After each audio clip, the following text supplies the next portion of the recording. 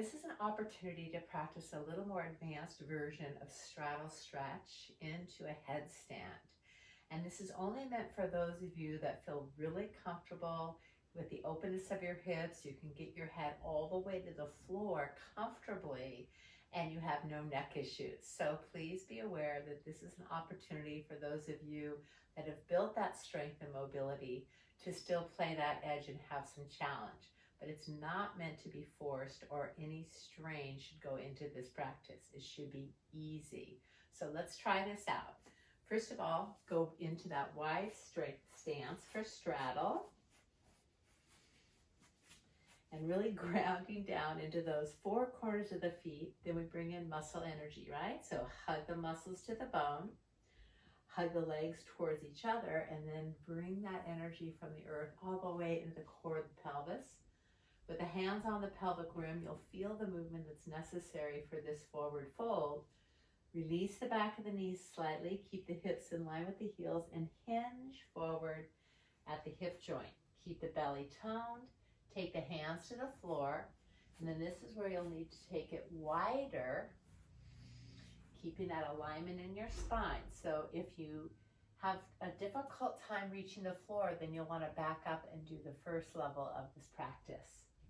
If you can reach the floor, walk the hands back, and then hinging deep at the hips. Notice the alignment of my spine. I'm rotating the sitting bones up, keeping length, and then drawing the head to the floor, taking the feet a little bit wider. Now the hands plant. So I'm planting firmly into all 5 fingers and into the index finger thumb region, and starting to feel that weight distribution between my hands and my head. Now the head should be lined up on the ground closer to the hairline, so don't over tuck.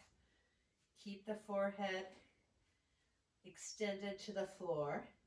And then I start to lift the heels off the floor. So this is a good option, just working here for a while until you start to feel that transfer of weight. And I mean a while as in maybe even several weeks, just feeling that shift of weight. Then you engage the core of the pelvis, Mula Bandha, Uddiyana Bandha, so pelvic floor, lower belly, till you feel the unweighting, and then you can bring your knees to your elbows and do this little tripod position. Make sure everything feels safe and comfortable. And then the next is to bring the knees and the ankles together, keeping everything strong. Squeeze the legs together, squeeze the buttocks, and then start to open up the hip joints.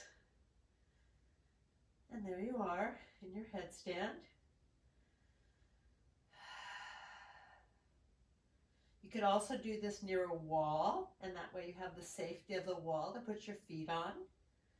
You're going to return out of the pose the same way. Keep the strength in between the legs, curling down, opening up, shifting the weight to the feet, taking it up just halfway, and then we're going to reach out to the legs either near the ankles, or if you can, grab the big toes and pull yourself into that forward bend again. This time head off the floor, release the neck.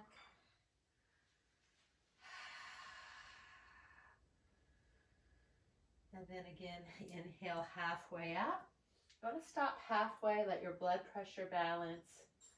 Bring in the heel toe, getting more stability in the legs, hands to the hips. Unhinge. Then bring the feet together gracefully. Notice how that feels to turn your world upside down. Namaste.